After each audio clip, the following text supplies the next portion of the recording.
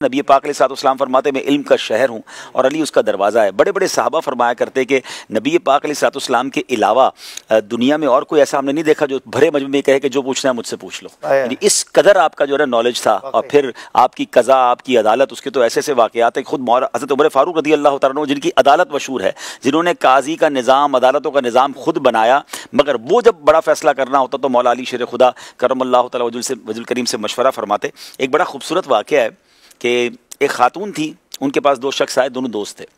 کہتے ہیں ہم ٹریول پر جا رہے ہیں، یہ ہمارے 100 دینار آپ سنبھال کے رکھ لیں، لیکن یاد رہے کہ جب ہم دونوں واپس آئیں تو یہ آپ نے ہمیں دینا ہے۔ وہ آج کل اکاؤنٹ میں ہوتے ہیں نا، 2 سگنیچر ہوتے ہیں کہ بھائی 2 کے بغیر 1 سگنیچر پہ کیش نہیں ہوتا۔ وہ اس زمانے کا سمجھ لو سسٹم بنایا کہ جب ہم دونوں آپ کے پاس آئے تو آپ نے دینا ہے۔ اچھا 100 کوئنز آف گولڈ، 100 دینار از ناٹ نارمل اماؤنٹ۔ آج بھی اگر 100 سونے کے سکے ہوں تو پتہ نہیں کتنے لاکھ کروڑ پہ بن جائیں۔ تو بہرحال انہوں نے کہا ٹھیک ہے، تو وہ چلے گئے سفر پہ۔ 1 سال بعد ایک آیا اور آ کے کہتا ہے کہ وہ میرا دوست کا تو انتقال ہو گیا ہے، تو اب آپ یہ پیسے مجھے دے دیں۔ تو انہوں نے کہا نہیں، آپ نے تو کہا تھا دونوں ساتھ آئیں گے تو دیں گے۔ تو اس نے کہا وہ تو مر گیا، اب آپ مجھے دیں، ہم دونوں تو آئے تھے آپ کے پاس۔ اور عورت نے منع کر دیا، تو انہوں نے آس پاس کے پڑوسیوں اور لوگوں کو بیچ میں ڈالا، سب نے کہا بات تو ٹھیک ہے، بندہ ہی مر گیا تو اب دے دیں اس کو پیسے۔ انہوں نے دے دیا۔ 1 سال بعد وہ پہلے والا آ گیا جس کو اس نے مرنے والا کہا تھا، کہتا ہے وہ مرا نہیں تھا۔ میرے پیسے کہاں ہیں؟ تو کہا وہ آپ کا دوست لے گیا۔ تو کہا آپ نے کیسے دے دیا؟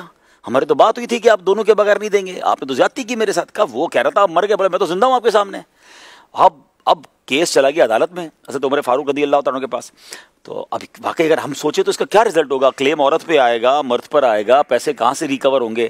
تو حضرت عمر رضی اللہ تعالیٰ عنہ نے اس ٹپیکل کیس کو مولا علی کے دربار میں بھیج دیا۔ اب شیر خدا کرم اللہ تعالیٰ وجہ الکریم نے 1 لائنر یعنی ایک جملے میں اشفاق بھائی مسئلہ حل کر دیا۔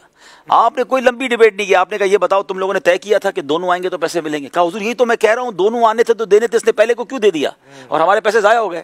تو مولا علی نے فرمایا ٹھیک ہے دونوں آ جاؤ، پیسے مل جائیں گے۔ صحیح، سمپل۔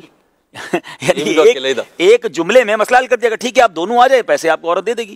جب وہ دوسرے کو لے کر آئے گا تو وہی تو لے کر گیا پیسے۔ یعنی مولا علی شیر خدا نے 1 لائنر آنسر دے کر اتنا ٹپیکل مسئلہ سالو کر دیا۔ کتنی خوبصورت بات ہے، ایزی ہو گئی۔ وہ ایزی ہو گیا کہ ٹھیک ہے آپ کی شرط تھی نا کہ دونوں آئیں گے، آپ دونوں آ جائیں، لے جائیں اپنے پیسے، پہلے تو اس کو پکڑ کے تو لاؤ، کدھر گیا پہلے والا؟